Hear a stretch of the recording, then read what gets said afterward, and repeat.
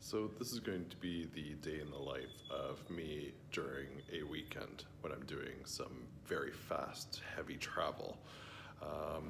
It is now almost 7 o'clock in the morning. I am heading into the executive lounge at the hotel, and I'm going to have breakfast.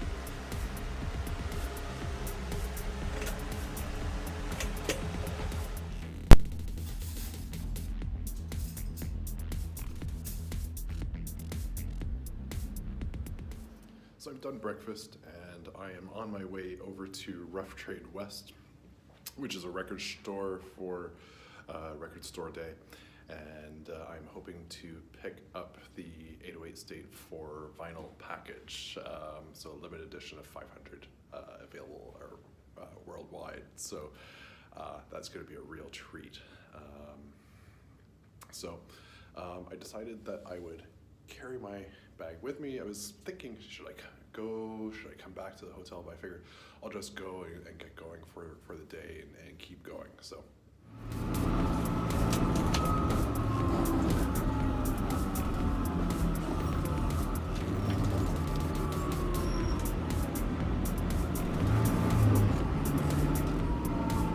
So in a city like London, it pays to use public transit. So I've got my Oyster card.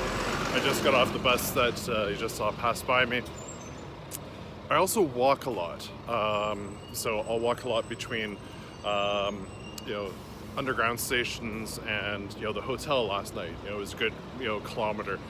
And I'm not afraid to walk it. If I were with someone who is certainly more mobility challenged, I would definitely be taking transit, maybe cabs a lot more than doing a lot of heavy walking.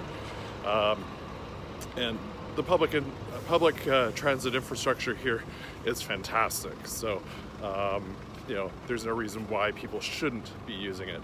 And given how congested central London is, it just makes sense to use public transit, taxis, your feet, etc.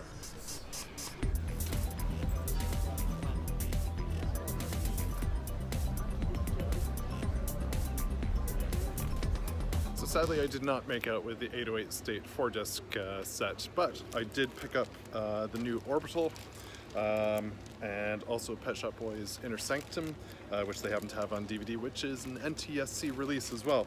And 3-day week from Bob Stanley and Pete Wiggs of St Haçienda. So not necessarily a bad haul from Rough Trade. So now off to St Pancras station and my Eurostar experience. So when I was researching this particular trip and doing some research on Europe in general, I ran into a series that featured Jennifer Saunders and Joanna Lumley learning about champagne, and they took a trip on Eurostar from St Pancras station, and the first stop they made was the Circe's Champagne Bar, and that's where I'm at right now. So I've just ordered a tasting trio of champagnes, and I'm choosing to have the Eggs Benedict for breakfast. Yes, I've been totally off my diet this past week, but that's okay.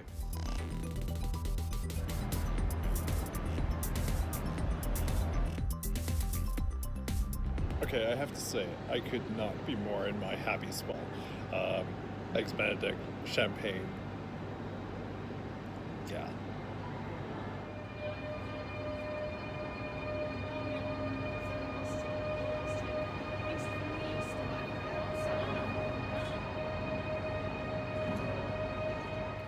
So I'm done with my my brunch and champagne experience.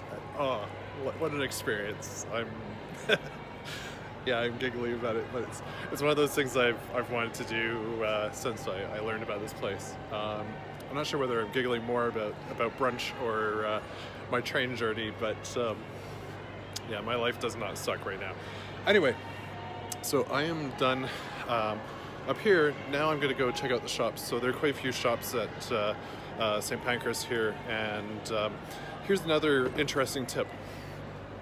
If you're a Eurostar member for their frequent traveler program, you can actually get discounts at some of the shops downstairs. So I'm gonna check out some of the shops. Not sure if I'm gonna get anything. And then I'm going to go to the departure lounge and experience what it's like to check in for Eurostar.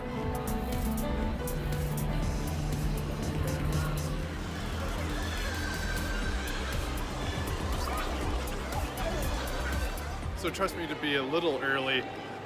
So right behind me is departures. The boarding for my train will start at about 11:45. So, and then from there, I wait in the departure lounge and then board my train, once ready.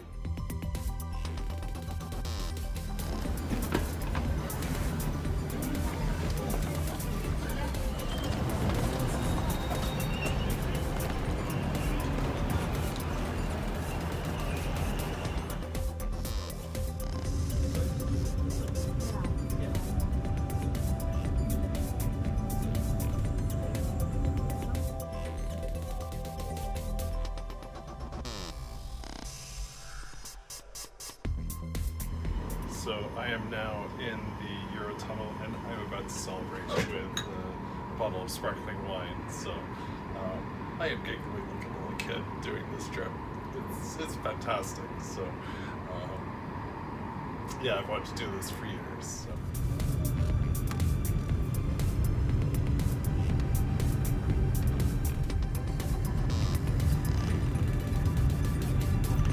Bonjour à Bruxelles.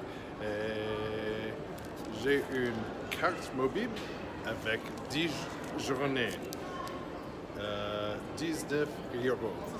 So beautiful, beautiful arrival on Eurostar.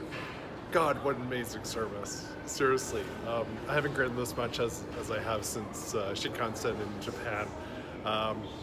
Anyway, I need to get to my hotel.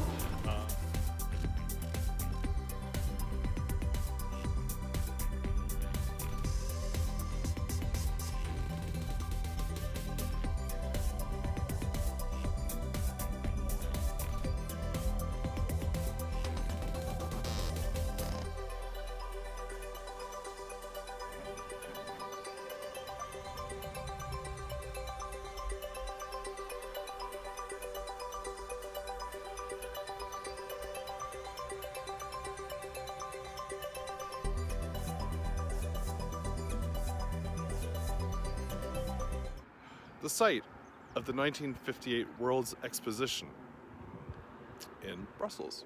And right behind me is the Atomium. I actually got out of the subway station and had a look, and I'm like, where's the Atomium? And turned around and it literally took my breath away. I didn't realize how tall or big it was. Yeah, quite something. I have to say, this is pretty incredible. Just the architecture of the Atomium, and just, wow, just amazing. It was refurbished recently, in the past, 10 years, 15 years, and wow, just incredible.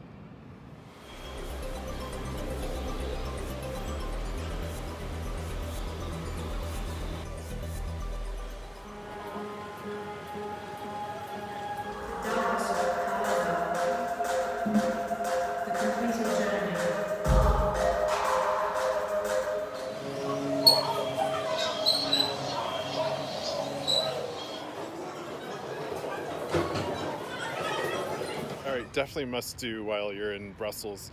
The Atomium, learn about the 1958 exposition and learn a little bit about Brussels and Belgium. However, prior to going to Manneken Pis, I am stopping off at Atomium, the Brussels Design Museum. At Atomium, they currently have an exhibit on plastics in 1960s. So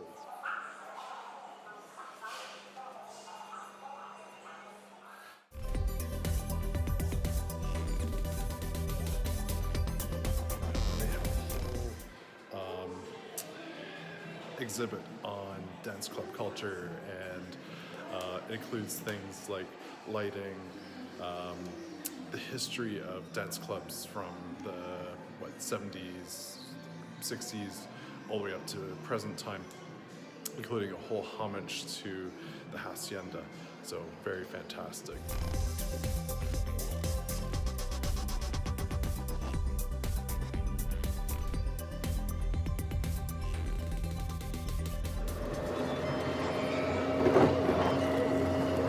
I'm sure YouTube or Facebook is going to kick me off or something because of nudity and other things because of this little guy to my left.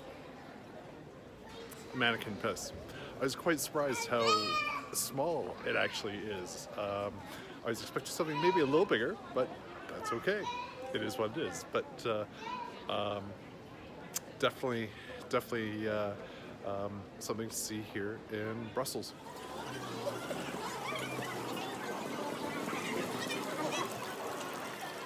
Of course, after your visit with the Manneken Pis, you can go buy Manneken Pis chocolates. So these are quite possibly the best French fries I've ever had, or frites. Definitely had with a bit of mayonnaise right there. That's the way to do it here. And that pretty much completes my trip to Brussels. Pig insides. Beautiful city. Definitely worth checking out. It was nice to get away from the UK and work and really sort of let my hair down in my own way. Just finally travel around Europe like I've wanted to for many years. So after this weekend, it's back to Newbury, and I'm heading to London for a Good Friday meetup with some friends, some old, some new, make some new ones, and then from there I head off to Berlin.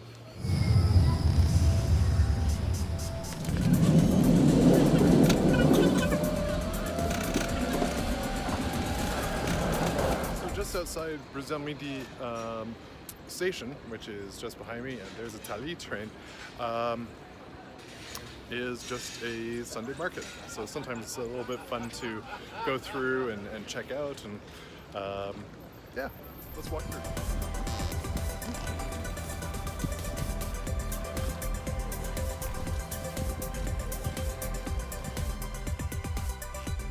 About 10 minutes away from checking in for my I keep on nearly saying flight for my train. The Channel Terminal is just over here, but a lovely piece of art here at Brussels-Midi train station by Hergé, of course from Tintin. It's Tintin and the locomotive, so they also have a lovely print on the other side of this podium here that I'm standing behind, that covers the story of Tintin and the locomotive.